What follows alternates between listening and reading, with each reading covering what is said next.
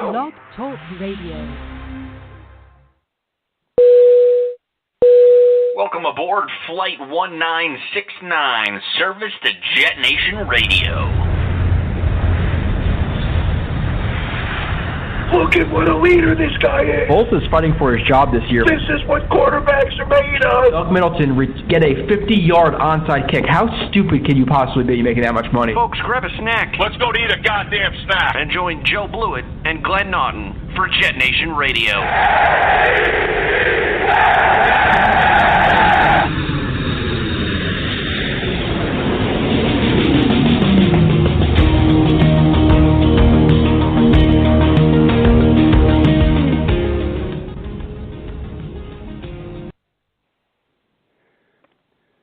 And good evening, Jets fans.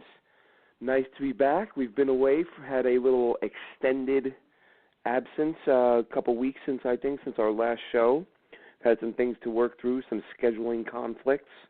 Joe and I were ready to do a show a couple weeks ago, or about a week ago, and for those of you who live in the UK or who have lived in the UK, you may know that the clock change, the clock's going ahead, happened an hour earlier in the U.S. than it did in England. So I left Joe hanging, so that was my bad. I'm here tonight, but we're going to start the show off with I will be starting the show off with some bad news for anyone who follows us on Twitter. Would have seen this today.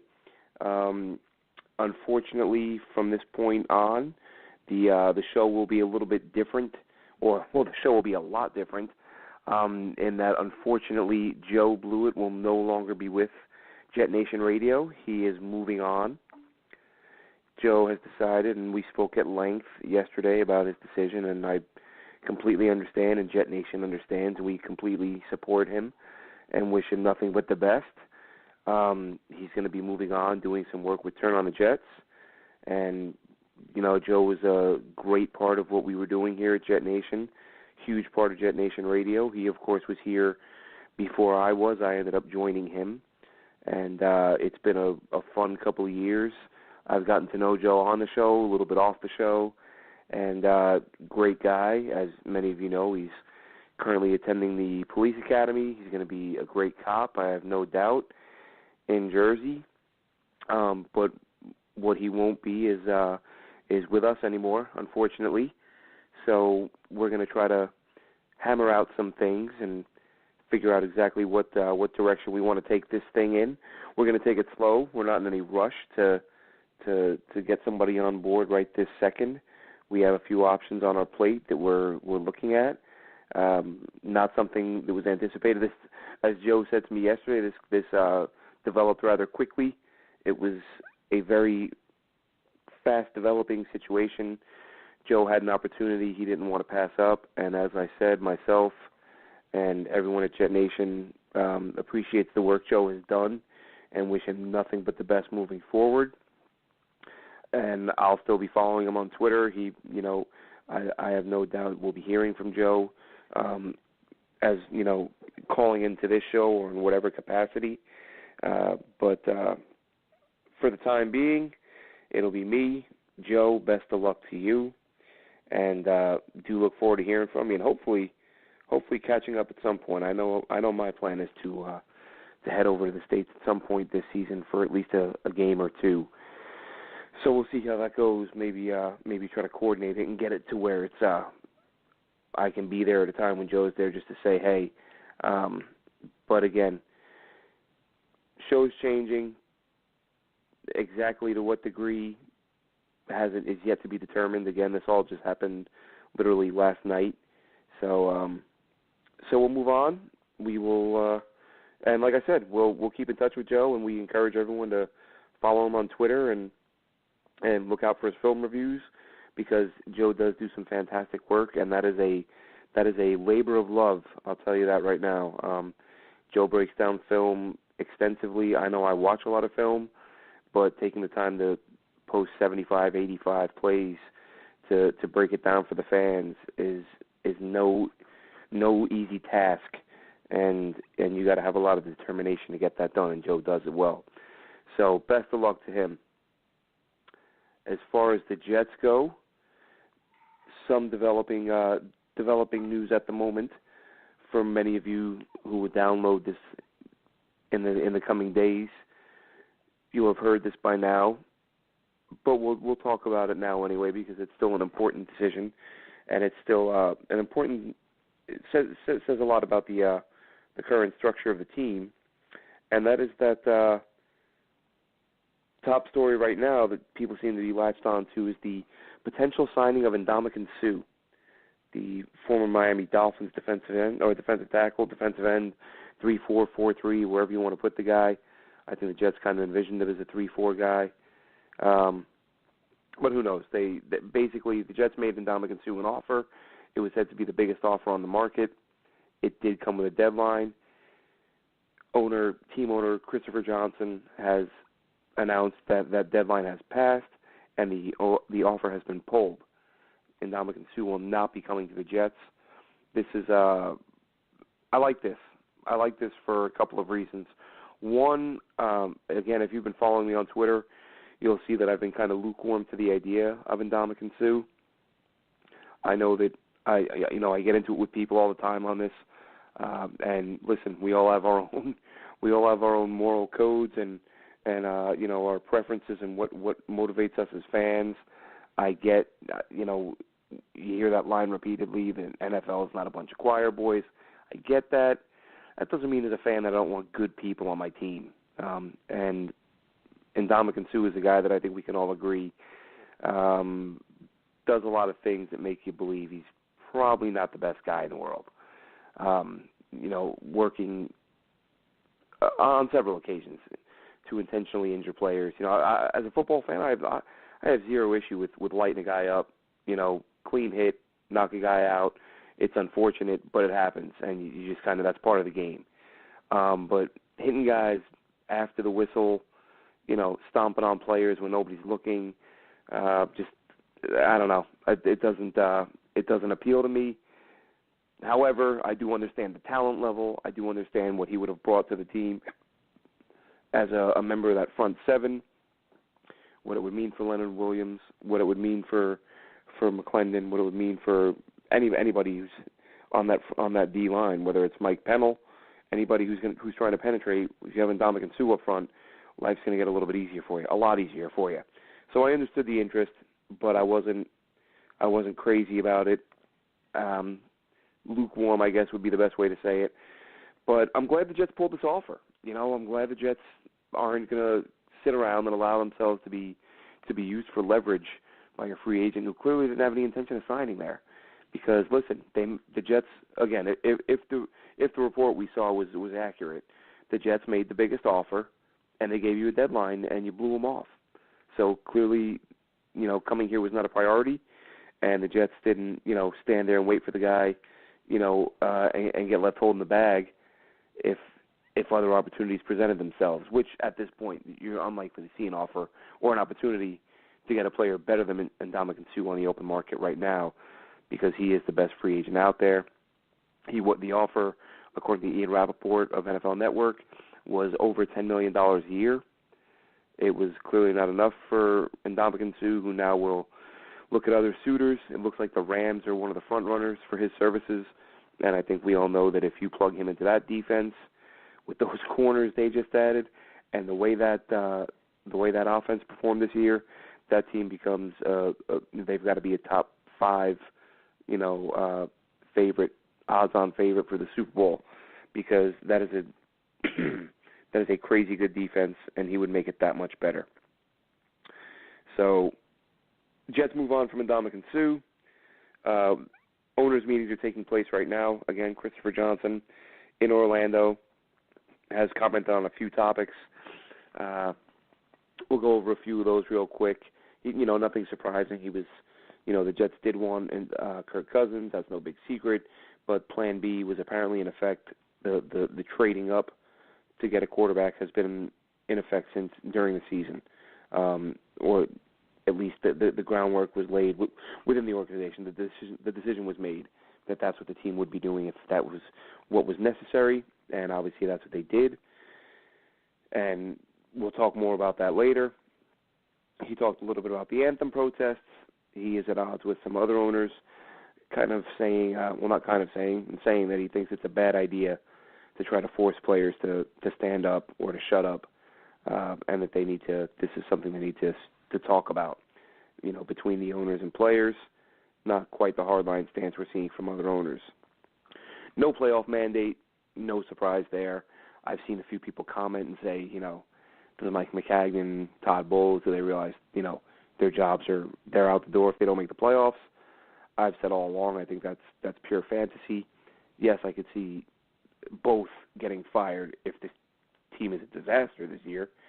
But if this team takes strides and we see a number 3 quarterback come in and look like a franchise quarterback, they're not going anywhere. If the Jets start off 1-5 and then they finish up 7-3 and miss the playoffs at 8-8, those guys aren't getting fired. If they're trending in the right direction, their jobs are safe. So there's work to be done, but because of the work that has been done, and we'll talk about that now, this team is much improved. Let's face it. So far through free agency, the Jets have addressed several key positions. The draft is still to come, and of course we have, there are still some players out there in free agency who could help. Whether or not the Jets make any more moves remains to be seen. But it looks like the Jets are going to have an opportunity to improve even further. So let's look at the rundown. Players brought in, new players re-signed, where they fit, what it means, and the list is long. Jets had a lot of money. Everybody knew that. Everybody knew they were going to be active, and they certainly have been. So right at the top, we'll start with the quarterbacks. And again, this is something we would have had the opportunity to speak with sooner, if not for the issues with Blog Talk and again, scheduling conflicts with trying to line up a show. So I apologize for that, but we'll run through that right now. Of course, the quarterback position, we've got the addition of Teddy Bridgewater, free agent for the Minnesota Vikings. He comes in to compete with Josh McCown, who was signed, it was announced not long after Bridgewater that McCown would be returning as well. This is a move that I don't know how.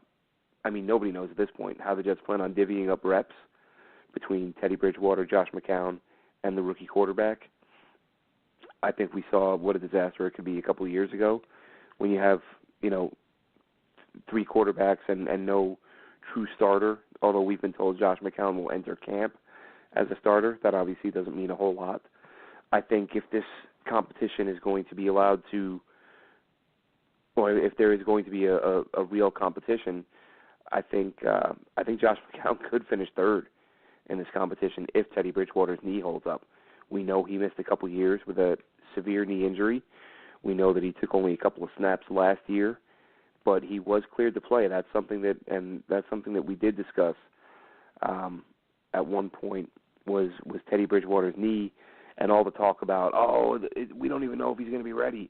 Listen, if he's not ready, something's gone wrong because he was ready last year. The Vikings activated Teddy Bridgewater in week 9 or 10 last year.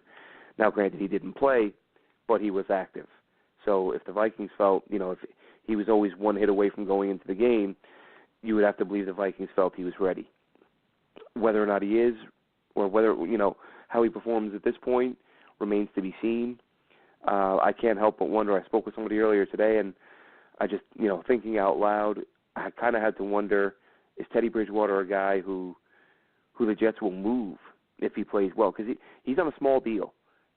All the online, the Twitter analysts, jumped all over the Jets when there was a report that Teddy Bridgewater was gonna make that he got a 1-year, $15 million deal, which, as it turned out, was completely bogus.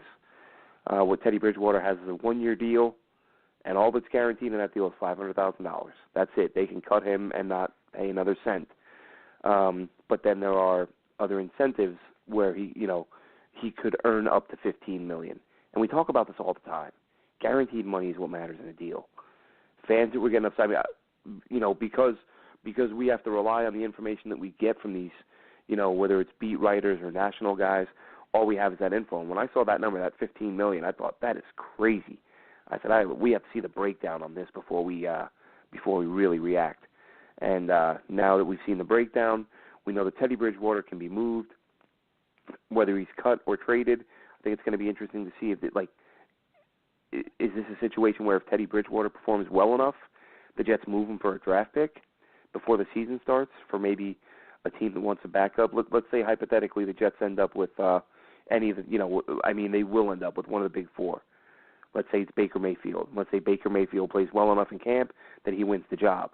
Josh McCown is healthy enough that he can be your backup. Well, Teddy Bridgewater, probably the better long-term guy, honestly, as a backup. But at the same time, of the two, he's the one that's got some value if he plays well. So did the Jets look to move on from Teddy Bridgewater and then go with rookie quarterback at 1, or even McCown at 1 for the first 5-6 games, similar to what we saw with Eli Manning years ago and Kurt Warner, just to let the rookie kind of dip his toe in the water in the preseason and get a feel for things for the first month or so of the year, and then move on, make that transition. But whatever it may be, bringing in McCown and Bridgewater, if you're going to draft a quarterback at 3, doesn't make a lot of sense if all 3 of them are going to stick around. If you're looking to move one, and don't discount McCown. He's got 1 year, $10 million, $5 million guaranteed, and a $5 million cap hit if he's released. So it's not a earth-shattering cap hit. And if Teddy Bridgewater plays well enough, maybe that's the move. Maybe they say, look, rookie quarterback 1 is playing well. Teddy's playing well enough to be the backup. So let's go ahead and move him there, and let's go with Josh McCown, or let's let Josh McCown go, cut ties and move on. And that is, again, it's a bigger hit than Teddy Bridgewater's $500,000, but it is a possibility. Ruling anything out with this structure, with 3 guys, is a bit premature, but we'll see where they go with that. Next, of course, is Isaiah Crowell, the next player that the Jets brought in, former Cleveland Browns running back.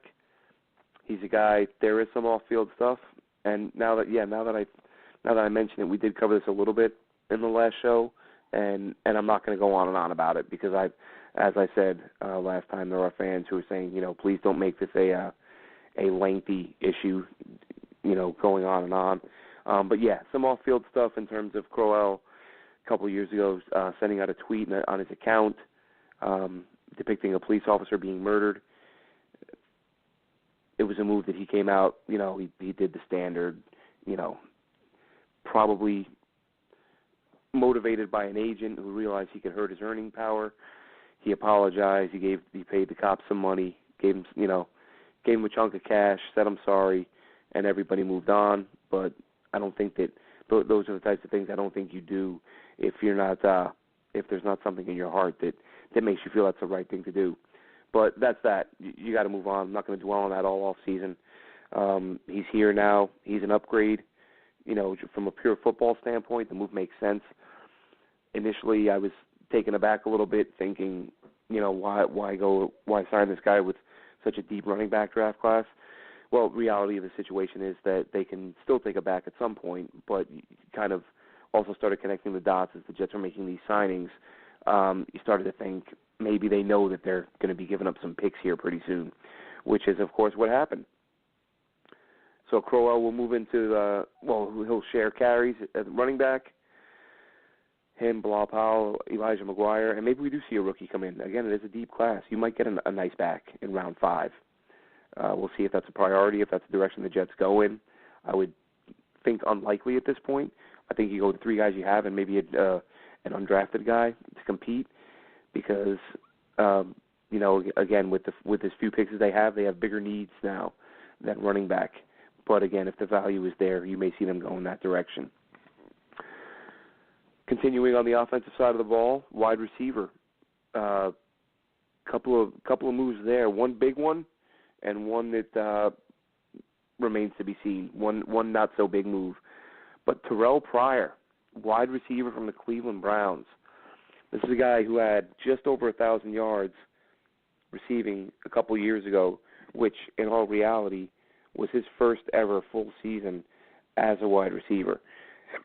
For those of you who remember, the Jets did play the Browns that year, where he flourished at the receiver spot, and prior, I want to say he put up 100 yards on Darrelle Revis in the first half. Now, granted, this is when Darrelle Revis was mailing it in and wasn't really all that interested in playing football anymore. But 100 yards and a half against any NFL corner, that's a pretty good day at the office. Last year, of course, he was hurt. He only started, I think, started a handful of games. Only played 9, if I'm not mistaken. Went on IR with an ankle issue. The production wasn't there, obviously. New offense, new quarterback, fewer games, fewer starts, and not healthy, so the production wasn't there. But let's face it, guys. This is a 6'4", 6'5" wide receiver who runs a 40 in the 4.4s, and that appears to be his sort of on a bad day in the 4.4s. And he's shown he can catch the ball and make plays with the ball in his hands. He should be an excellent red zone target. I think that was it was a slightly surprising move at the time because there were other needs other than wide receiver. But when a player that good becomes available and you can get him, on a 1-year deal, which is, I'm assuming it is. We haven't seen the numbers on that yet, on the length of his contract, which I think is a little bit strange. By now I would have expected to have heard more than we have. I've heard rumors that it's a 2-year deal, but not able to confirm that at this point. But even on a 2-year deal, it's not a long-term commitment, and he's a player who could really, really help change this offense. Because let's face it, with Robbie Anderson's situation, we have to anticipate him missing at least the first 4 games of the year, and there would have been a little bit of a big gap there. But looking at it on the positive side, if Robbie Anderson, and I understand that's about as big an if as you're going to get based on the way he's conducted himself off the field. But if Robbie Anderson were to get his head on straight, and you have him lined up on one side of the offense, running his what Robbie ran out of college, a 4.34. You got him on one side, 6'2", 6'3", 4.34. Then you got Pryor on the other side, 6'4", running a 4.41. Those guys can do some damage. Quincy Enunwa, we don't know what's going to happen with him. This is the problem with the Jets right now at wide receiver. They have a lot of talent. They have a ton of talent, but they have a ton of question marks. Quincy Enunwa, of course, missed the whole season with that bulging disc, had a bad injury that knocked him out for the year. But if he comes back and you have Robbie Anderson burning guys on one side and DBs trying to keep up with Terrell Pryor on the other, and then you're going to have Quincy Enunwa and Jermaine Kearse underneath, letting guys, this also, let's face it, this has to be a little bit of a wake-up call to Darius Stewart and Chad Hansen, because that's 6 wide receivers right there. Are they going to carry 6 guys at wide receiver? That's possible, but it seems like every year with this team, somebody comes out of camp and looks good and steals or almost steals a roster spot at receiver. And I don't know how comfortable those guys can be right now. It would be surprising to see a 4th, 5th round pick get cut after year 1, but Mike McCagnon is clearly not messing around with these picks. And listen, here's the funny thing and the hypocrisy is that if Mike McCagnon cuts either Darius Stewart or Chad Hansen, fans are going to jump up and down and they'll criticize him, and I'll be one of them, especially if it's Stewart. Just in the sense that I really wanted a corner in that spot. But making that move, that's the type of move we see from Bill Belichick all the time. And people say that's what makes Belichick great. He doesn't mess around. If the second he realizes somebody doesn't have it, he lets them go. He doesn't get attached to his draft picks. Was it Chad Jackson, I think? There was a receiver the Patriots drafted years ago out of Miami in the 2nd round, cut him the next year. 2nd round pick. Just dumped him. They just felt he didn't have it, and they moved on. And that was that. And Belichick gets praised for that. But Belichick's Belichick. He's got quite the resume. Mike McCagnon, not so much. So there will be some heat if Hansen or Stewart are cut.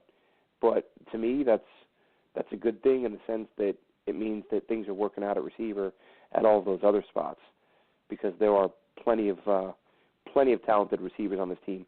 And this was important. This was an important thing for the Jets to do. Go out and get a guy like Pryor. And there, I like that we're seeing them try to set up this rookie quarterback, whoever it's going to be, set him up to succeed. Because, I mean, really, with these weapons, there's no reason he shouldn't. There's no reason any quarterback shouldn't excel, rather. Another wide receiver, Andre Roberts, signed recently, former Cardinal, former Atlanta Falcon, more of a kick returner guy, been in the league a little while. He's a guy that you look at and you could see him not making the roster if they can find a young kid out of college who can return kicks and punts a little bit. So Roberts, I'd be surprised if he sticks, but he did sign a one-year deal recently.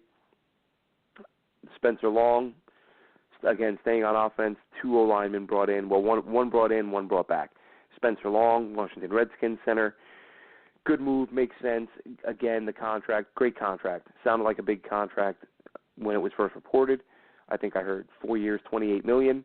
And now we find out Spencer Long is on a contract that allows the Jets to cut him after 1 year if the injuries resurface, because he has had some injury issues, or if he just doesn't play well. If the Jets aren't happy with Spencer Long, no matter what happens, if he's physically on the field, he's a tremendous upgrade from Wesley Johnson last year. I've gone back, watched some of his film. He's not a dominant guy, but he does some things well. See him hit some guys, on the move, hitting moving targets. I'm not saying he's a Pro Bowler and he does these things at a high level consistently. He just does them far better than Wesley Johnson did. He's going to be at the very least a middle-of-the-road center, which I know fans get upset anytime. Well, not all fans, but a lot of fans get upset when they sign a guy who doesn't have a Pro Bowl resume. But look around the league, folks. Everybody, the best teams in the NFL have some players who are just good, and that's okay. Not everybody's a superstar. And Spencer Long is a guy who's played well enough that he will be an upgrade, but he's missed enough time that it was smart for the Jets to build into his deal that they could cut him next year with, I think it was $1 million cap hit, and they'd be done with, the rest of his deal would be off the books. So it's basically a 1-year show me. It's not as if this is a 4-year, $28 million deal where they're guaranteed to pay this guy $17 million or anything like that. They got a good player at a position of need on a team-friendly contract. So that's a nice move there. We also saw Ben Aguilana return. This is another good deal. I know a lot of fans are down on Aguilana. He's not great. I'm not saying he is, kind of along the lines of Spencer Long. But look around the league again at offensive line play. Look at teams like the Giants. Look at teams like the Seahawks, whose quarterbacks are just constantly running for their lives. And there was some of that last year with the Jets. But this will hopefully be an upgraded unit. But to bring in a guy who has experience at left tackle, right tackle, it's a good move. Again, Ben Aguilana, far from a Pro Bowl caliber player. And honestly, he would be a bottom-tier guy. He is. There's a reason he's not a starter. He started a couple years ago at right tackle and was more effective in some aspects of his game than others. But again, he's an experienced O-lineman who has played well enough at times to justify bringing him back on board.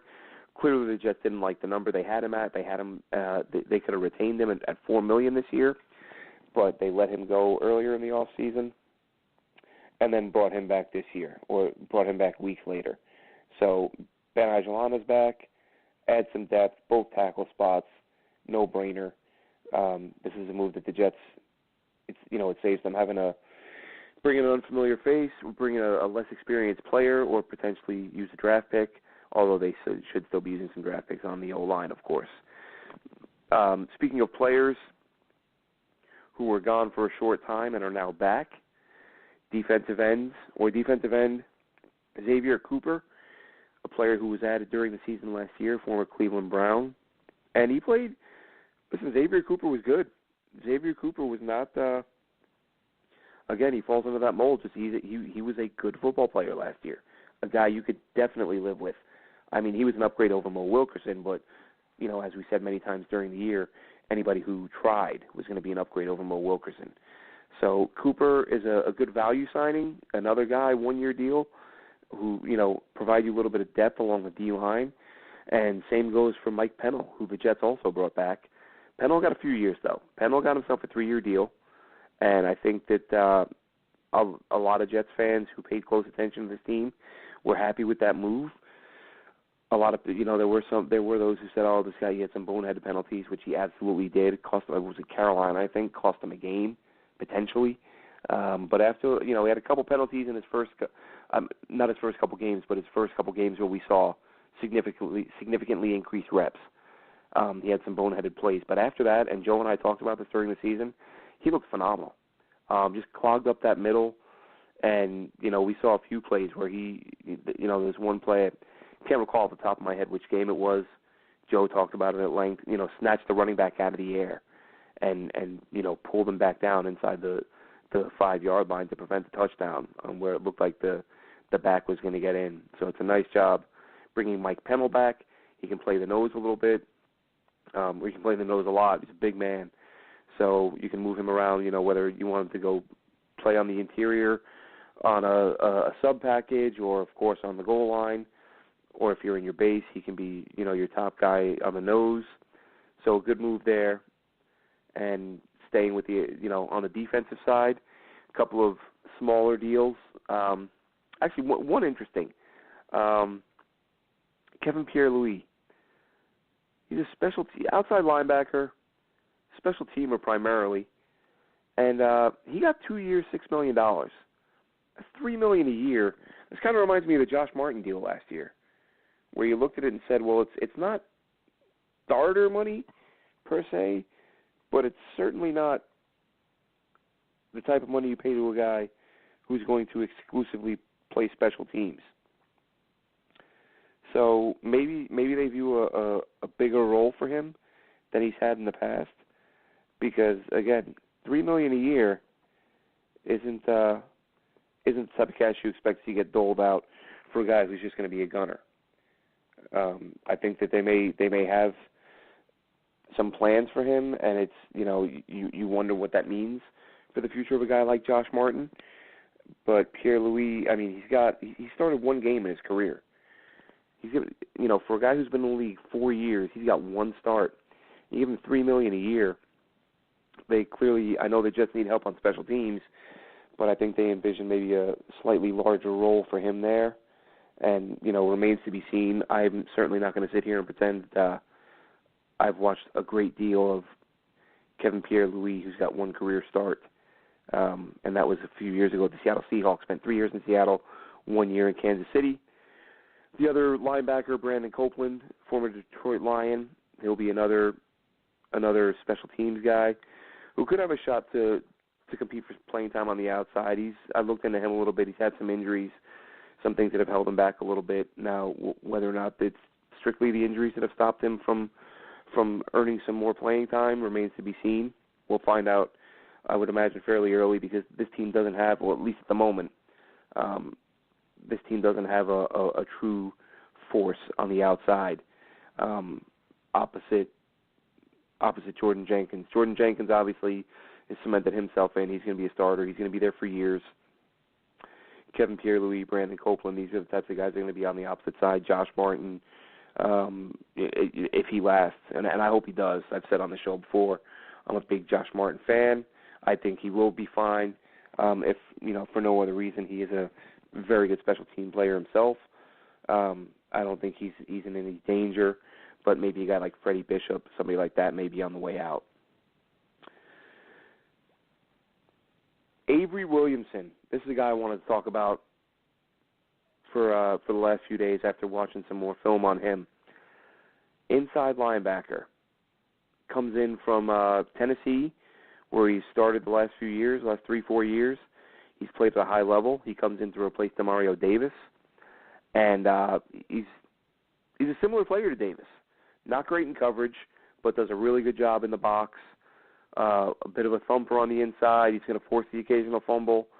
And let's face it, for the money he got, and given the fact that he's younger than Demario Davis, I like the move. I did like DeMario. I said that in the last show. I wish they were able to find a way to make to make things work out with him. Obviously, they didn't, so the Jets had to move on. And now Avery Williamson comes in, and he's the big signing on the defensive side of the ball, second only to Tremaine Johnson, who got a mega deal, 5 years, $72 million.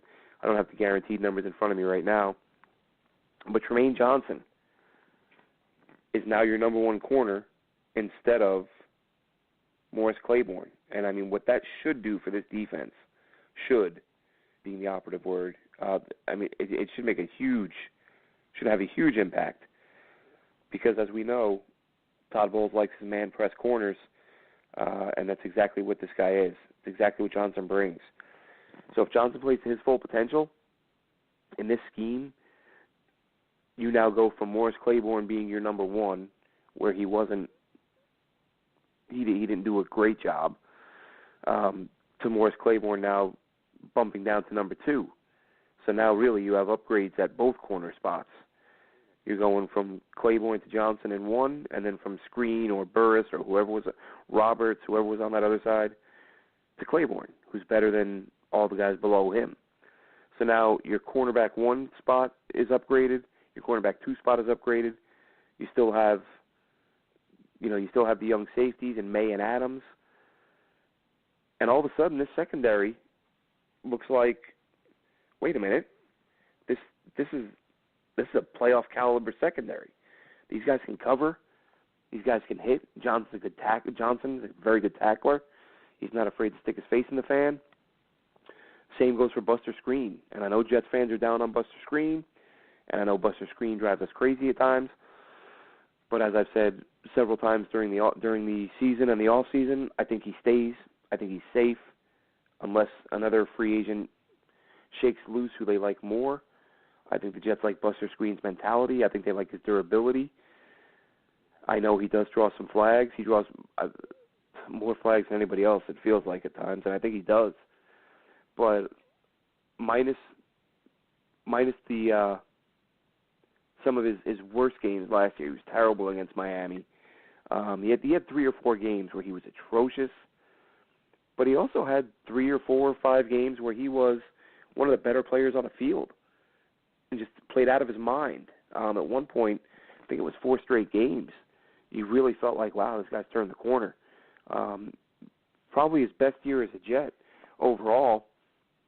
Go back and watch that New England game, and he was all over the place. Several passes defended, just provided tight coverage throughout. So you saw that he can play at a high level. He can't do it consistently, which is why he's not a number one corner and a borderline number 2 corner. But as I talked about earlier with the O-line, you get a lot of that in the secondary too. There's a lot of defenses right now that, put it this way, if Buster Screen were a free agent tomorrow, he'd be signed within a couple days. Like him or not, you may think that he's a guy who can't do anything right, and I get it. I'm right there with you. I have those days too. I've been guilty myself of saying, let's get rid of this damn guy. But in all reality, you look at the cornerback play around the league, and you think you could do worse. I don't think he'll be back after this year. I think this will be his final year with the team, unless he plays great and earns himself another couple of years, but I just don't see it happening. I think corner will be addressed in this draft. They took a couple in last year's draft, so I think they're going to give some of these guys an opportunity to earn some playing time. But Buster Screen, I think, will be back, barring some type of shocking move, maybe a team letting go of a starting corner. Anything can happen, but as of now, I fully expect him to do that, to be back. Another player returning, Terrence Brooks, the safety. He was acquired last year, as we know, from the Philadelphia Eagles during the preseason in exchange for Dexter McDougal. Had a couple solid outings. Backup safety, a little bit of versatility, good speed. He can play free, he can play strong safety. You could do worse in terms of depth. He's not a bad guy to have around. It's not type of it's not a signing that's going to make headlines, but still a solid move. They clearly liked what they saw from him last year. And a new kicker. A new kicker comes in, Cairo Santos. He comes in on a 1-year deal as well. He replaces Mark Catanzaro, who departed via free agency, and now Santos, who is a former, I want to say he was with the Cardinals. No, he wasn't, because that would have been Catanzaro. Let me look that up. He was with the Bears. That was it. Santos comes in, strong leg, soccer-style guy, if I'm not mistaken, who he hasn't been around for a very long time, but I want to say he hit, I'm going to look that up right now before I say it, because I don't want to get that wrong. Yeah, I was going to say he's in the mid-80s lifetime field goal percentage. He's at 84.1. Chiefs and Bears. I said Cards and Bears. Chiefs and Bears. From 50 yards out, career 7 for 13, 40 to 49 yards, 23 for 29, and 34 for 37 from 30 to 39, and 25 for 27 from 20 to 29, 1 for 1 inside of 20 yards. So it was a need. The Jets had to make a move with Catanzaro bolting. I would expect to see a leg in camp. I mentioned Ross Martin on Twitter. I know that myself and basically everyone who covers the team said last year that they were shocked to see Ross Martin lose out on that job last year to Catanzaro. There were some kickoff issues, but it was an odd decision based on the fact that the kickoff is dying. I think teams, when you watch the Patriots, when you watch some of the better coached teams, you see their kickers often trying to drop their kicks, inside the 10, inside the 5, to force a return and keep guys inside the 25-yard line. But the Jets apparently wanted a guy who could force a lot of touchbacks and give the ball up at the 25. Lack of faith in special teams. Who knows? Maybe Martin's leg was even that bad that he couldn't get the hang time on the short kicks. But for whatever reason, he didn't make it, and from what I understand, hasn't been contacted by the team. So it's unlikely we'll see him again. That's fine. Whether or not another kicker comes in remains to be seen, and still plenty of time to work that out. So all in all, and at least in my opinion, as an outside observer, I don't know how you could be unhappy with the way free agency has unfolded, unless you were hanging all of your hopes and dreams on Kirk Cousins, which I don't think many people were. I think most of us knew he wasn't coming here. We knew the Jets would make an offer, but it looked like he was going to Minnesota. But what you've done now, what Mike McCagnon's done, the quarterback room is now better by getting Teddy Bridgewater. You now have a backup who, Teddy Bridgewater at this point in his career, on one leg, is a million times better than Bryce Petty and Christian Hackenberg. So your backup quarterback is better. Your starter, again, hypothetically, on paper, right now, Josh McCown is the same, but that obviously will change come draft time. You've upgraded at running back by adding Crowell. He adds a dimension this team's been missing for a while. He does run with power, downhill guy. You've upgraded at receiver. You've now got two guys who run, 4.4 or even sub-4 440s, both, big body, well, not big bodied in terms of, Robbie Anderson's not what you call a big bodied receiver, but he is a tall guy, 6'3", 6'4", whatever he comes in at. So you got two guys that are 6'3 plus on the outside that run sub-4 440s. You can improve your depth with Ajalana. Roberts could be the answer as a kick returner, but again, I doubt he sticks. You made a huge upgrade at center with Long, kept some of your depth with Cooper and Pennell, added some depth at linebacker with Pierre-Louis and Copeland. Williamson, at the very least, should be a wash with DeMario Davis being gone. You've made a huge upgrade at corner 1, Tremaine Johnson coming in from Morris Claiborne, and as I said earlier, that results in a huge upgrade at corner 2, where Morris Claiborne, if he can stay healthy, takes the place of Roberts, Screen, and Burris, those types. So two of the most important spots on the field, corner, both upgraded. Solidified, again, some depth with Brooks, and then, of course, Cairo Santos is your kicker. So on offense, on defense, significant improvements up and down the roster. No, I am not saying this team is going to go out and win 13 games, but this is going to be a much improved team this year, or at least it should be. I mean, listen, if Todd Bowles can't find a way to make this defense work, then I think he would be in more trouble than Mike McCagnon at this point because, listen, it's the job of the GM to bring in the talent, okay? So what Mike McCagnon has done, purging the roster last year, creating a ton of cap space, he has brought in guys who have shown they can perform. It's not a matter of, Todd Bowles still has guys who aren't improving. That's not the case anymore. He got him a proven number one cornerback. He's got him a proven number two cornerback. He made sure he got younger at linebacker. He got better at receiver, better at quarterback, better at center. So when your across-the-board moves are notable improvements at critical positions, that's and this is a known thing. We're not talking; these aren't draft picks. We know these guys can play in the NFL. We know they can play well. If they come in here and they stink it up, I'm always of the belief that that one's on the coaching. You want to say draft picks come in and don't perform? That's 100% on the GM. That's the Jets' job. It's the GM's job to bring in, to draft talented players. When you're signing players that have proven they can play, that's the GM doing his job as well. But if you get a guy who's been a Pro Bowler and your new coaching staff turns him into a bum, that's not the GM's fault. Now if there's a clear situation where a guy just doesn't fit a scheme, that's different. I know the Jets brought in E.J. Gaines, and clearly that was a weird thing. E.J. Gaines, free agent corner from the Bills, ended up signing with Tampa Bay, I believe. Cleveland. He came in for a visit, and I said early in free agency I didn't expect him to come in because he was his own guy. The Jets like man corners, and they didn't want his own guys, and they brought him in. He left without signing, and then he signs a one-year deal for $4 million. I mean, if that's not an offer the Jets made, I would imagine they didn't make any offer, because that's peanuts for a guy who played as well as he did last year. But if you do bring in a guy like that, then that's on the GM.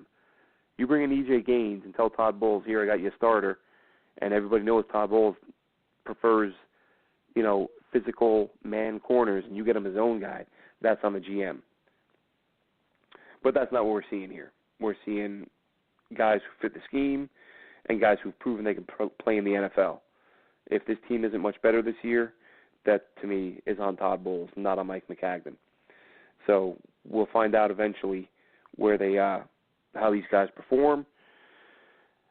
And, of course, most importantly, the number one thing on Jets fans' minds at the moment, and I want to say, what are we, 32 days away from the NFL draft, where, let's face it, we don't know how it's going to turn out, but the next few months are probably going to be the best few months for Jets fans in terms of optimism and at least feeling like we got a guy who can lead this franchise and who can be the franchise's quarterback for the next 10, 12, 15 years. Because Mike McCagnon made a move. We've heard a million stories, and it's been reported over and over. It was the biggest story in the league for a couple days. Moved up to 3, from 6 to 3. He gave up the requisite draft picks. He gave up number 37, second rounder. Gave up number 49, another second rounder, and then gave up next year's second rounder. So 3 second-round picks to move up 3 slots, which some idiots are saying is the Jets got ripped off. Can't believe they made this move. This is such a bad move. I don't know how you come to that conclusion. That draft value chart, I don't want to hear about that. The draft value chart is a nice little guide when you're making trades outside the first round or outside, even outside the top 10. That thing doesn't apply. If you're an NFL general manager, you're not doing your job if you're sitting there with the first pick or the second pick or the third pick or the fourth pick, and let's say you're the Indianapolis Colts, and the Jets want that third pick.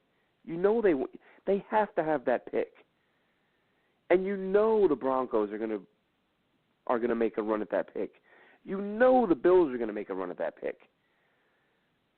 Do you care what the damn draft value chart says? Or are you going to try to milk these teams for as much as you can get?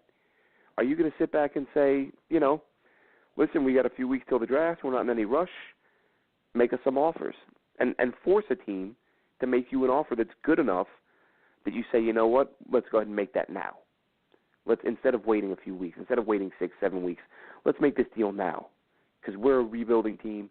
We need a bunch of pieces, but we have a quarterback. The Jets, on the other hand, didn't have a quarterback, as we well know. So what else are the Jets going to do? I've heard people say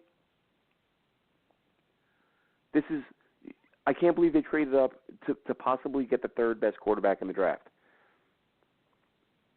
That could not be less relevant. That could not be less meaningful.